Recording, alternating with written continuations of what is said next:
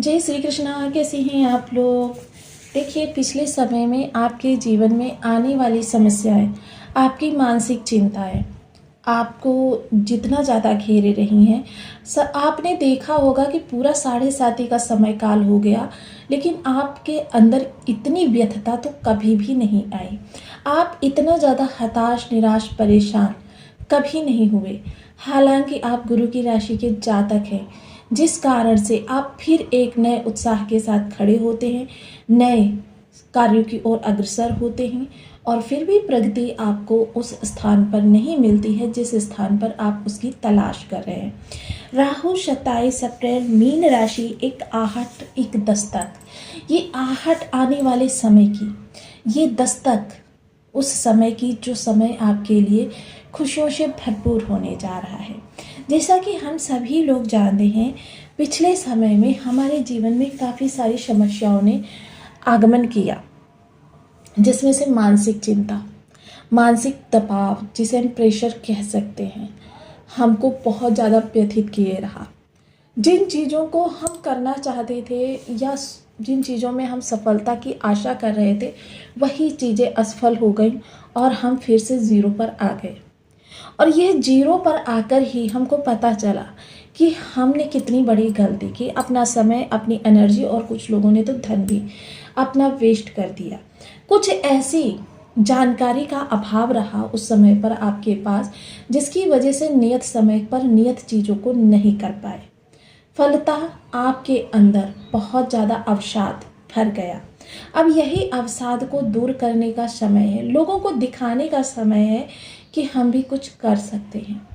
Mostly इस दौरान क्या हुआ, जिन कार्यों में लोग पूर्णतः दक्ष थे, उन कार्यों में भी उनके कमियां निकलती गईं। जहां पर बहुत ज़्यादा वाणी की आवश्यकता हुई, वहां पर वो नर्वस हो गए, और नर्वसनेस के कारण क्या हुआ कि समस्या बढ़ गई और वो अयोग्य सिद्ध हो गए।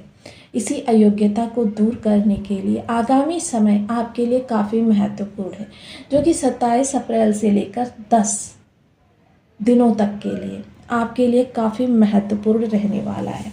चलिए चर्चा को आरंभ करते हैं। यदि आपके लग्न में 12 नंबर बना हुआ है तो ये राशिफल आपके लिए, यदि कुंडली में कहीं भी चंद्रमा के साथ 12 नंबर बना हुआ है तो ये राशिफल आपके लिए है। कुंडली ना होने की स्थिति में आप इसे नाम राशि से भी देख सकते हैं। यदि अभी तक आपने अपने इस चैनल को सब्सक्राइब नहीं किया है तो प्लीज़ सब्सक्राइब कर लीजिए, वीडियो को लाइक कर दीजिए, चैनल को शेयर कर दीजिए। इससे होगा क्या कि हमारे आने वाले हर वीडियो की नोटिफिकेशन मिल सकेगी आपको सबसे पहले। एक प्यारा सा कमेंट करना बिल्कुल ना भूलें। कमेंट से हमें बहुत मोटिवेशन मिलता है, हौसला मिलता है, और ये पता चलता है कि आप और क्या जानना चाहते हैं। देखिए, वर्तमान समय जो राहु केतु प्रभावी समय चल रहा है, राहु जो आपके द्वादश स्थान में विद्यमान है और केतु जो आपके षष्ठ स्थान में विद्यमान है, इन दोनों ने सदैव ही सप्तमांश में रहना और इनकी जो क्रियाएं हैं उनसे लोगों को परेशान करना कार्य किए हैं, क्योंकि ये तामसी प्रवृत्ति हैं, आसुरी प्रवृत्ति हैं।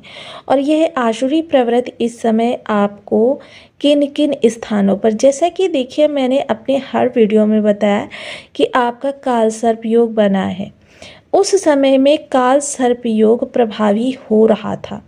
शनि अस्त थे, तो यानी कि आजीविका संबंधी कार्य में काफ़ी ज़्यादा निराशा का सामना करना पड़ा, व्यय बढ़ते चले गए। मतलब आप सोच रहे थे कि अगर मेरा किसी भी कार्य के लिए कि मेरा 1000 रुपये में हो जाएगा, वही कार्य आपका इस दौरान 2 से 3 हज़ार रुपये में हुआ।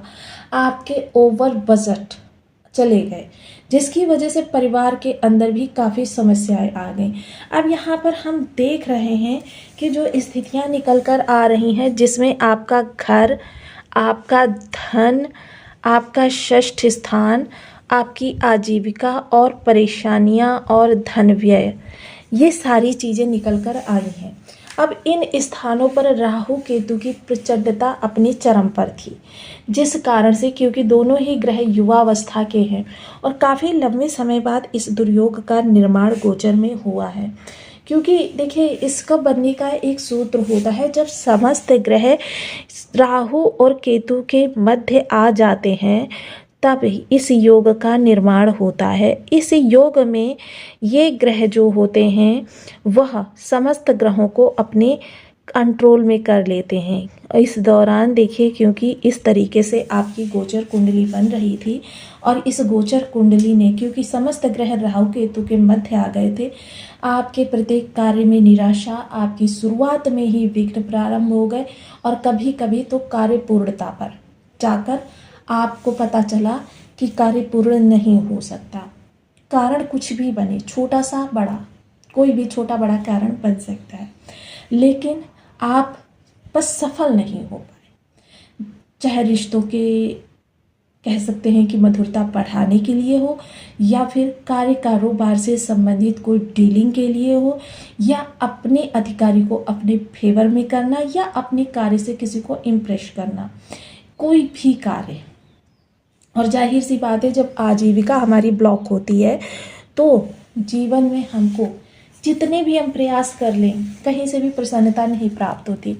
मोस्टली जब आपकी आजीविका अच्छी होती है तो क्या होता है कि आप जो भी कार्य करते हैं, क्योंकि धन आगमन बहुत अच्छे से होता रहता है, व्यक्ति फाइनेंशियली जो होता है स्टेबल होता है। अब जब व्यक्ति फाइनेंशियली स्टेबल है तो ऐसी स्थिति में उसके किए गए कार्यों का लाभ प्रतिशत बढ़ जाता है, जीवन में तरक्की के अवसर मिलते हैं और साथ ही साथ वो प्रफुल्लित रहता है, क्योंकि प्रफुल्लित व्यक्ति ही आगे समय के निर्माण कर सकता है, समय को अपने हिसाब से चला सकता है, लोगों को अपने हिसाब से डील कर सकता है। आजकल देखिए उसी की चलती है जिसकी जेब में धन है। मोस्टली ये वो युग चल रहा है कि ये कहने के लिए कि पैसे से ही सब कुछ नहीं होता, ये कहने के लिए भी आपकी जेब में बहुत धन होना चाहिए, तभी आपके मुख से ये बात भी निकलती है, ऐसे निकलती ही नहीं है। दूसरी चीज़ क्या है कि अब देखिए चंद्रदेव महाराज ने इस चक्र को तोड़ा है, और इस चक्र को तोड़कर, क्योंकि काल सर्प नामक दुर्योग को तोड़ देंगे और इसे तोड़कर ये आपके सप्तम हाउस में गोचर करेंगे। सप्तम से सीधी दृष्टि आपकी तरफ होगी, जिस कारण से, क्योंकि चंद्रमा देखिए मन के कारक ग्रह हैं।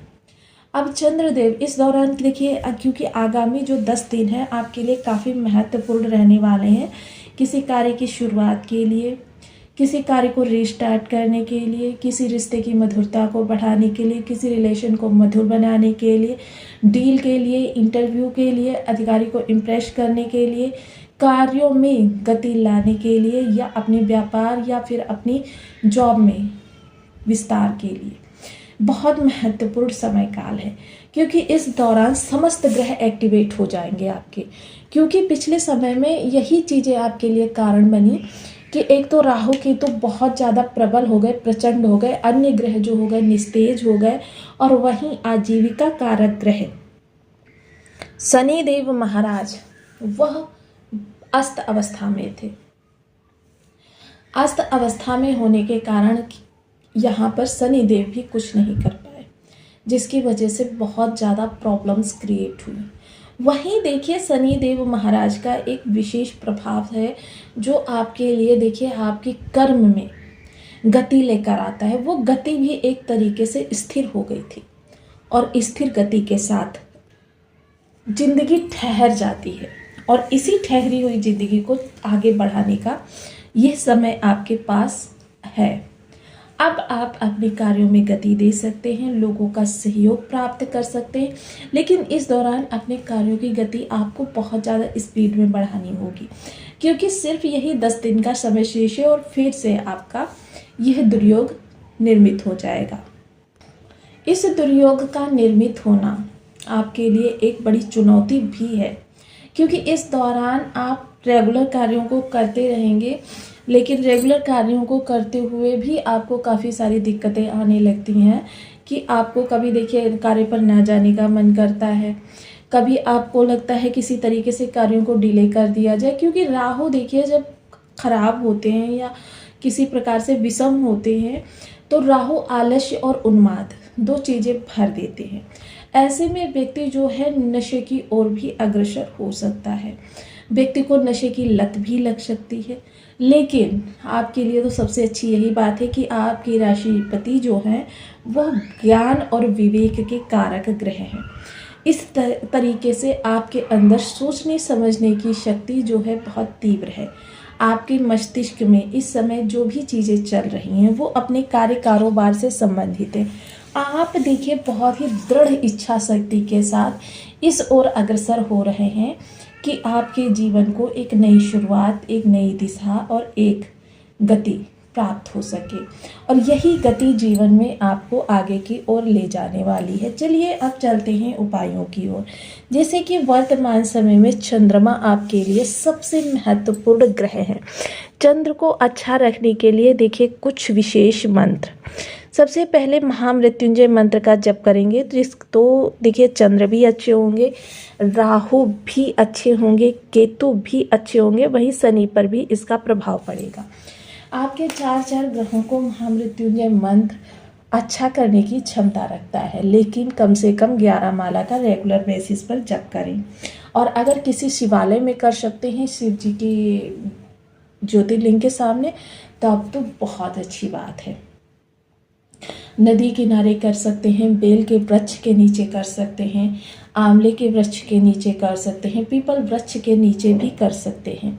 देखिए मंदिर में जब भी आप पूजन करें या भोलेनाथ जी का दर्शन के लिए जाएं तो देखिए एक जो गुंबद होता है, गुंबद के बिल्कुल बीचों बीच जहाँ पर घंटा लटकता है, आपको वहाँ पर बैठकर यदि पूजा करने के लिए मिल जाए, क्योंकि हमारे पुराने जो वैज्ञानिक थे जिन्होंने इन मंदिरों की संरचना को विकसित किया, उनका एक ध्येय था, ये गुंबद इसीलिए बनाए जाते थे ताकि दैवीय ऊर्जा को ये खींच सकें चुंबक के माध्यम से। और ये चुंबकीय जो ऊर्जा होती है ये उसी गुंबद से, और जब उसके नीचे खड़े होकर हम किसी मंत्र विशेष का जप करते हैं या पूजा आराधना करते हैं, तब हमको उसका विशेष लाभ प्राप्त होता है और हमारा जीवन